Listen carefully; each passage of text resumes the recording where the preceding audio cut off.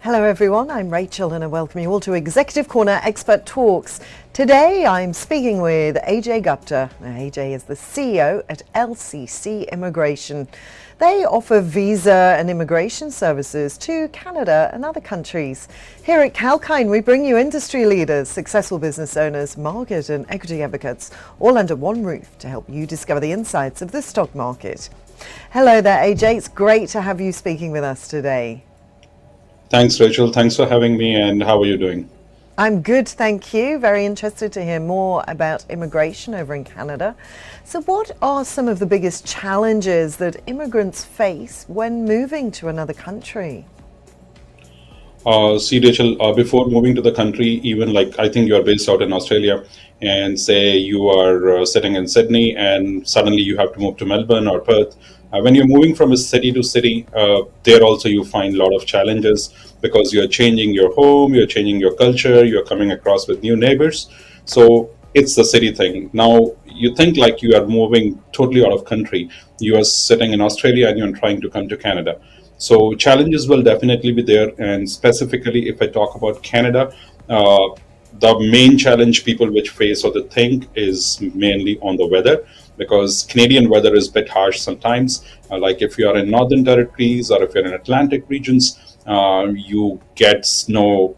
You get a lot of snow. Like last week, even in Toronto, we had 25 to 30 centimeters snow, which made the daily commute very difficult, the lives very difficult. So that's one thing which is always challenging. Then second thing is the culture, because you're moving from a country. You might not get the same culture when you're moving from your country to another country. And the last but not the least is the job market, because you are moving for a betterment for your prospects, for your employment, and you need to start all together from the beginning, looking for the jobs or looking for employment. So that might be initial stages, but it is always said, Rachel, give 1 year to the new country, and then that country gives you for the life. So that's how it basically works. Absolutely. And you Yeah. mentioned the harsh weather there that you sometimes have in Canada, but many nationalities are still very interested in moving to Canada.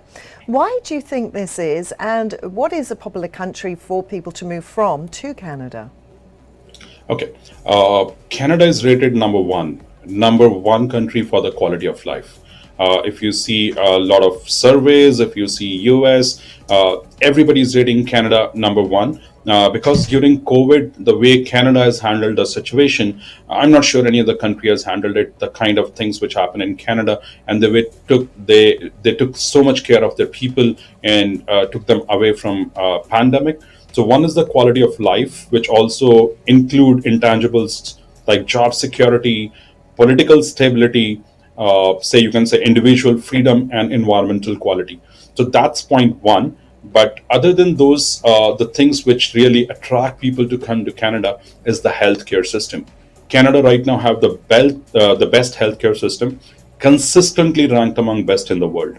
One of its benefits is the provision of publicly funded healthcare.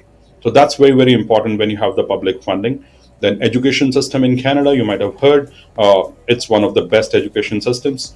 And most importantly, like earlier we were discussing in the challenges, the culture thing. So Canada is generally a very progressive, diverse, and multicultural country. Like Canada don't have their own population, but they have mainly the immigrants who basically come from various countries and want to settle in Canada. You might be surprised, like in Toronto, which is one of the Canada's largest city, have more than 140 languages which are spoken over here, more than 140. So you can imagine the kind of people who got immigrated. It can be from South Asian countries, it can be from Africa, it can be from Europe, it can be from anywhere in the world. So when you come to Canada, you never feel that you're away from home. You always feel it's the same kind of culture, same kind of neighbors you're getting, which makes you feel very comfortable. And that's what people come to Canada for. And in your experience, how do you believe the pandemic has affected immigration into Canada? Okay. Pandemic has hit hard for everything, but Canadian immigration was boom in the time of pandemic. Like 2020, the Canadian government announced they will be, because they set the targets, and they set the targets of 120,000, like 1,020,000 people they want to get in for the next 3 years. That was the immigration target. And in 2021, successfully they have taken 40,000 people, and they are on par to get next 80,000 in 2 years. So immigration has really done well during even the pandemic, because Canada's economy is totally majorly driven by immigration.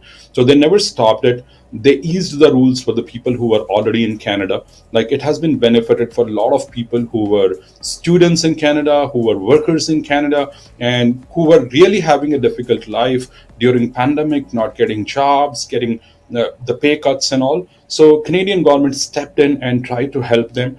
They might not have taken a lot of immigrants from outside Canada, but helped those people, like students who just finished the studies and was contributing to the economy of Canada. They wanted to help. They really helped them out with lot of immigration schemes, which were very, very easy. The point system was cut down. So a lot of things happened, and Canadian immigration has really boomed up in last couple of years, which in my experience have never seen this kind of targets and this kind of booms. So yes, it hard. The pandemic hit hard everything, but not the Canadian immigration. And just with your expertise from all the years you've been working with immigration, which countries do you believe have easy policies for international students who want to obtain a new visa, and which countries have the most challenging policies? Challenging policies definitely are mainly what as per my experience, are the European countries. Like if you talk about, say, Austria, that's number one. I think you know about Vienna. So Austria is one of the countries which is tough on permanent residencies. Germany, you can say, Japan, Switzerland, and US. These are the most challenging countries in terms of getting the visas or in terms of getting the immigrations done. But if you talk about the easier countries wherein you can basically get the visa much easier, you can say Mexico is one of the countries. Panama is another country. New Zealand I can rate, and say Indonesia. These are the countries where it is much, much easier and you have less challenges to get your permanent residency done. It's very interesting. And with your experience, how has the industry evolved within immigration? What future do you envision for the sector? Okay, immigration is always the booming sector because you have two types of segments. One is developed countries and one is developing countries. So see, I'm basically an Indian. Whenever I was in India, I always dreamt of moving to other countries for my better future, for the education of my kids. So that's what it happens. Immigration is a recession-proof thing. During pandemic also, I told you, we were doing so good with immigration. It kept all the consultants very, very busy in Canada, and even a lot of people got blessed with immigration schemes. So it's a recession-proof sector. Immigration I have never seen for last 10 to 15 years getting down. Even if the countries like US and all, when they make the rules stricter, still people keep trying because they always want to move to a better country where the quality of life is much, much better than their own country. And during pandemic, Rachel, what has happened, like every country has got a hit, whether it is a developed, developing or underdeveloped country. But the major hit has been for those countries which were not getting the vaccines, where the population was so high, the economy was not that good. So now those countries definitely want, like at some stage, everybody thinks, oh, I was seeing always in the news, Canada is doing very well, US is doing good, European countries are helping their citizens. So they always want their future, at least if not there, the kids' future should be secured and they should be moving to those developed countries. So immigration will always keep you on toes the way it is. And I think in the coming years, it will be moving much, much more. Canada is definitely one of the best countries to live in. And that's how we basically have 4 locations over here. And we are trying to help people to migrate to Canada across the globe. So I don't feel any recession. Like the housing market is on fire in Canada right now. Even in recession, the housing market is very, very good here. So same thing as immigration. I think in coming years, it's once the COVID thing goes off and rules are getting relaxed now, I feel there'll be much, much better scope for a lot of people to immigrate to Canada.